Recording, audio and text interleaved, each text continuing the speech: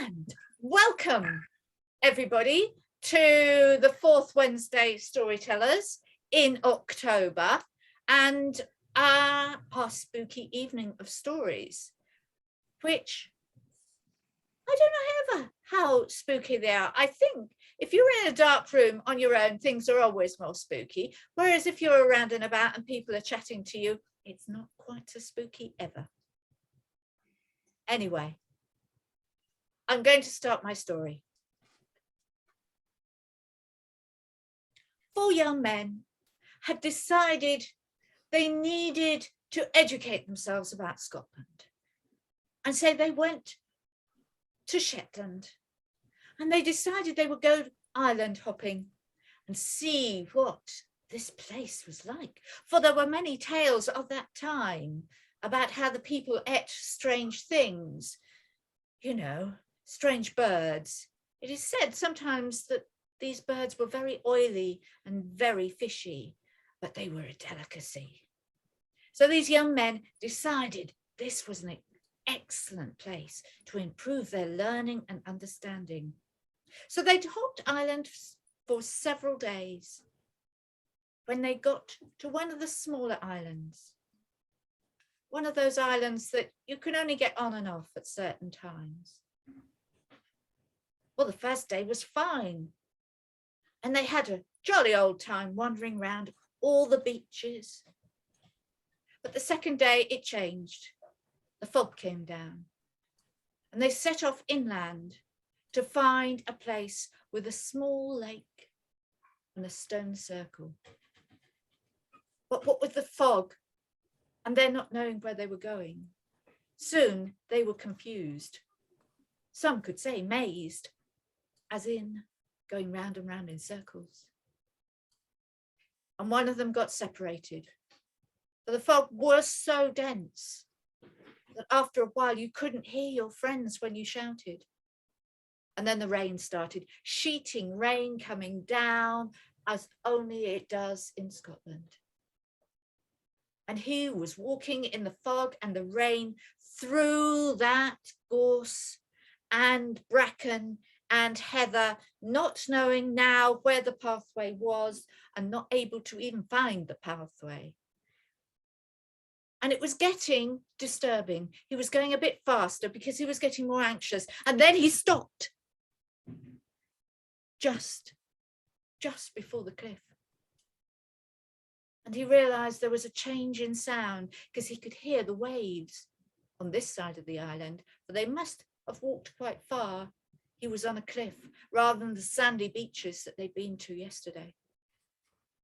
And with the rain coming down and him getting cold, he looked over the edge and there just below him was a ledge and a darkness behind, perhaps some shelter. So he clambered down. And there, yes, there was quite a little cave. And he crept inside and sat down, wrapped his cloak round him and waited for the rain to slow a bit. And then he'd trample off back. Well, he must have dropped off because suddenly he was wakened by a crunch noise. Somebody was coming in and he looked up. In shock, it was a girl. And shock for her, she looked across and saw a young man. She obviously hadn't seen anybody for ages because she almost jumped backwards. But he stood up and said, excuse me, I need to get back across the island. Can you show me the way and then I'll be gone? But she looked at him and shook her head. Not tonight, she said. It's too far to get back. Come down with me. My mother will give you shelter for the night. And immediately she left. And he walked down, following her. And as he walked down, he realized she wasn't wearing shoes. But her feet didn't seem to worry the rocks and stones, so she nimbly stepped over them. And the dress that he thought at first was fine, was torn and tattered in the daylight. But he followed her down and she quickly got to the bottom And there, pushed back almost into the cliff, was a house, little more than a shack, but it seemed to fit right into that cliff. And smoke billowed out. And there was actually a good smell of cooking. The girl had run up to her mother and was speaking, and the mother called him over, and he was taken inside. He was almost embarrassed by the shabbiness of inside, especially when she found a chair for him to sit on and brushed it off. But soon she was saying that there was enough food, and would he share the fish tonight? And she found a very beautiful linen tablecloth to put across the shabby table that was in the middle of the room. And then the fish was lifted out. She apologized for not having anything more special, but that night it smelt wonderful to his suddenly really hungry stomach. But no fork or knife was offered, and so he took out his penknife. But the girl, who had been sitting quietly in the corner, got up and looked at the fish and made a grimace and marched out. The mother apologized. I'm sorry, she hates fish.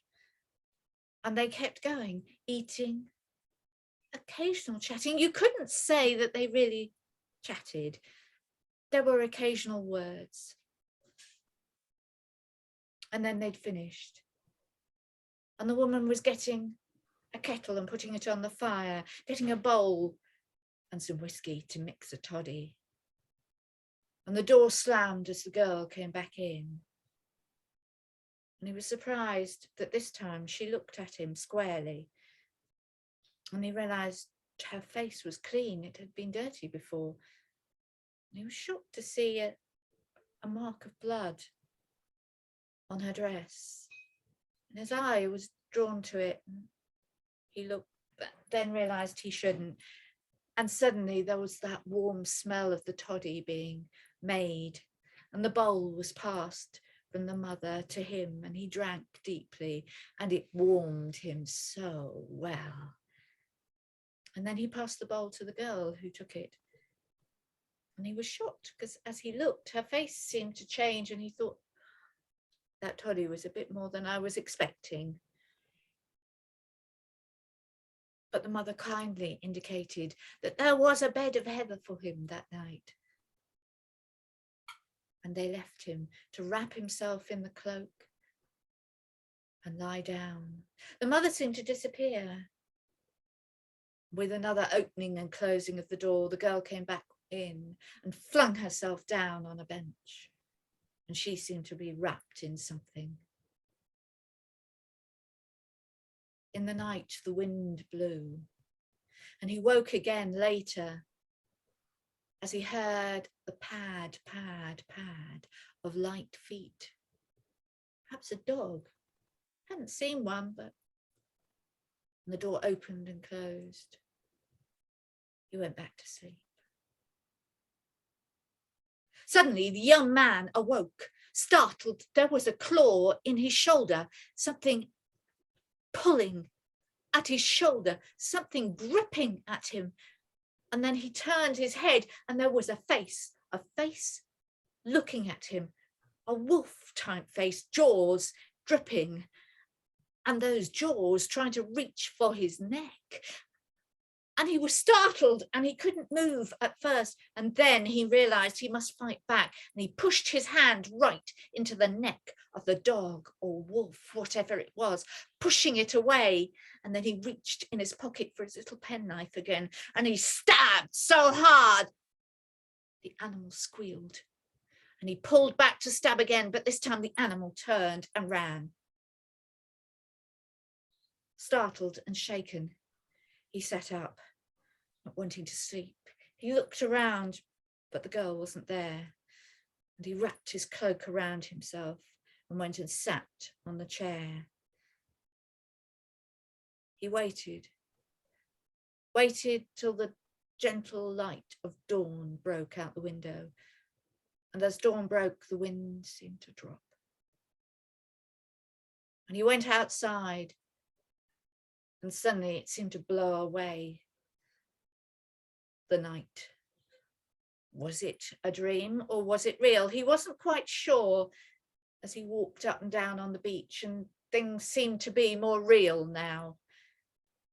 And suddenly he could see the mother waving at him, calling him back. I have little, she said, but share my breakfast. And so he sat and shared the breakfast. And then the girl came back in, shivering slightly. She looked again deep into his eyes. This time the mother intercepted that look, and she moved forward to push the girl. The young man stood up, not wanting this to happen, feeling embarrassed. And the mother pulled at the cloth round the girl's neck.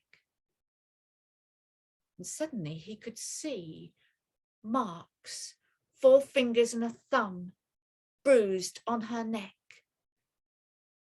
And he choked back a scream, stepped away, and pushed his way out the door. He walked up to the cliff and turned to look back. And there he saw a wolf bending over the woman lying on the ground.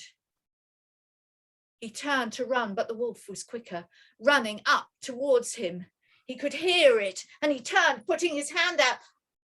But as it leapt, it changed. And instead of a wolf, into his arms came the girl, sobbing and shivering. And he almost put his hands round her, and then he twisted to push. But the girl had changed into the wolf again, and the wolf had disappeared up the side of the cliff.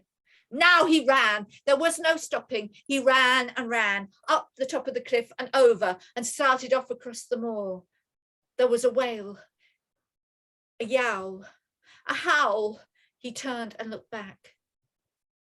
And there was the girl on the top of the cliff. Girl, wolf, girl, wolf. And he turned back and ran, not stopping till he reached the other side of the island. And I don't know if he told them, if he used it as a good excuse for a good story. But all as I can say is they got off that island an hour later and never went back.